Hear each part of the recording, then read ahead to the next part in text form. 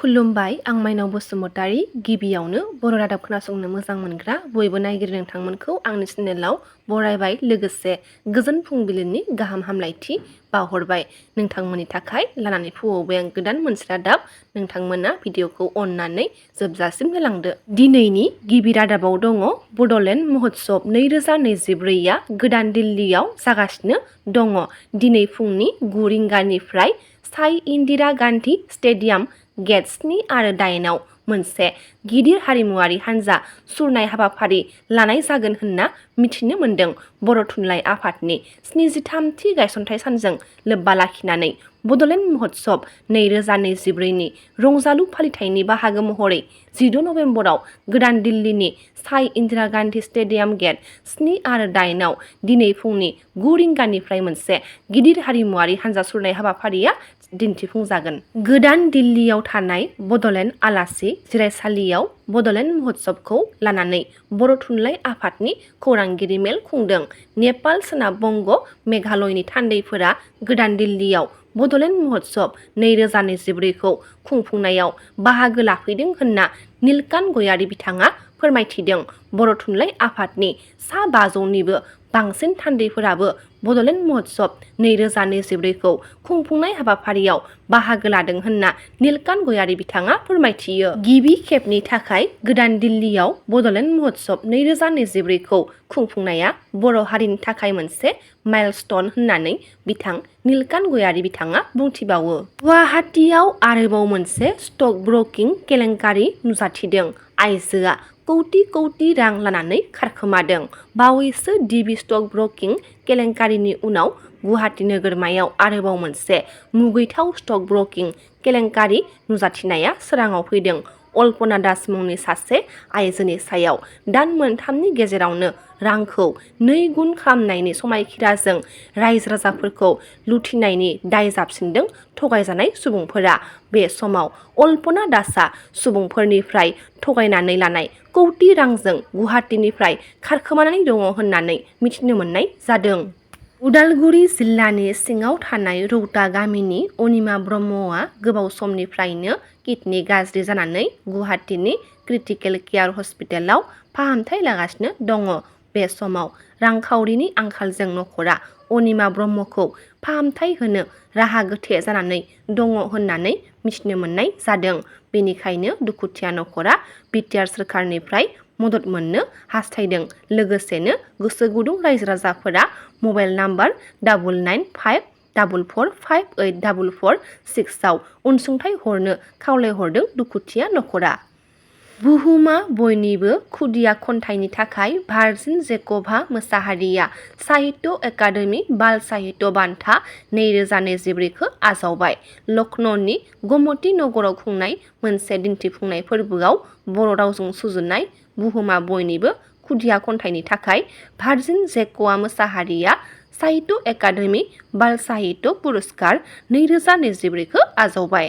बिकेडब्लिउएसिनि रां बावजाजों लुफुंजानाय मध्यमपुर रायजोआरि रासलीलानि गाहाय दरखंखौ मैया बेखेवबाय।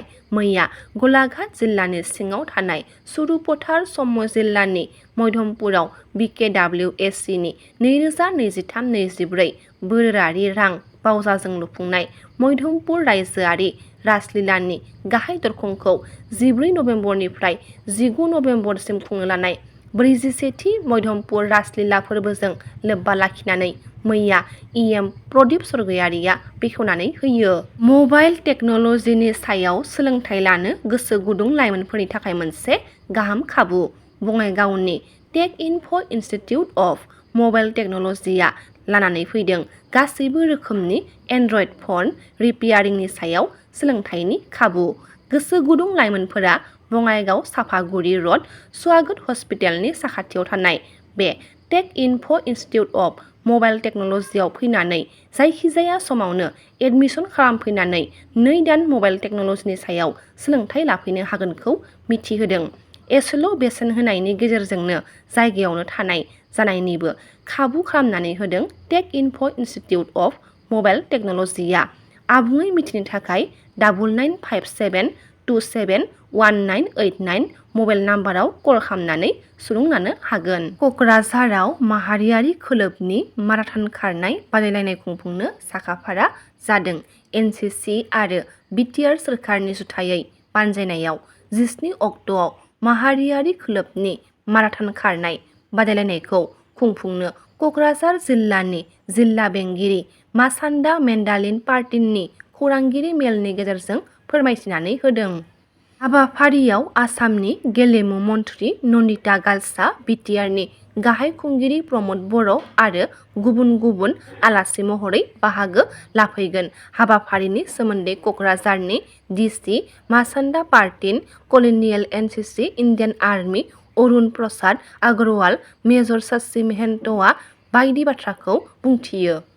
सरासनस्रायै हिट एन्ड रान एक्सिडेन्टजों भुगिनांनाय एबा जोखोम जानाय जिउ गोमानाय सुबुङा मोननो हायो सोरखारनिफ्राय नोगोद रांनि अनसुंथाइ। हिट एन्ड रान जाब्रबथायनि अनगायैबो जायखिजाया रोखोमनि गारिनि जाब्रबथायजों भुगिनांनाय सुबुंफोरनि मुङावबो मोननो हायो सोरखारनिफ्राय राङारि अनसुंथाइ। गारिजों सौख्लायलांजानानै जिउ गोमायोब्ला एबा गिदिर जोखोम जायोब्ला जोंनि गोबाङानो दुखुआवल' नांथाबना थायो। नाथाय बेनि गेजेरजों माबा मोनसे खाबुबो मोननो हायो बे बाथ्राखौ मिथिया। मटर भेहिकल एमभि एक्ट 1988 नि जोहै हिट एन्ड रान जाब्रबथायजों जिउ गोमानांनाय जायखिजाया सुबुङानो सोरखारनिफ्राय मोननो हायो नोगोद 2 लाख रां आरो गोब्राब जोखोम जानाय जायखिजाया सुबुङा मोननो हायो नोगोद 50,000 रांनि अनसुंथाइ। बेफोर खाबुफोरखौ माबोरैहाय मोनफुंनो हायो बेनि सोमोन्दै रायजो राजाफोरनिसिम मोनसे खौरां मेलनि गेजेरजों आबुङै फोसावनानै होदों क'क्राझार जिल्ला हान्थामेला बिफाननि मावख'गिरि दजेन बसुमतारी बिथाङा। दिनैनि रादाबा एसेनोसै। गाबोन फिन गोदान रादाब लानानै लोगो मोनगोन। नोंथांमोना भिडिअखौ जोबजासिम नायबायब्ला अन्नानै लाइक, शेयार, कमेन्ट लोगोसे साबस्क्राइब खालामनानै होदो। गोजोन्थों।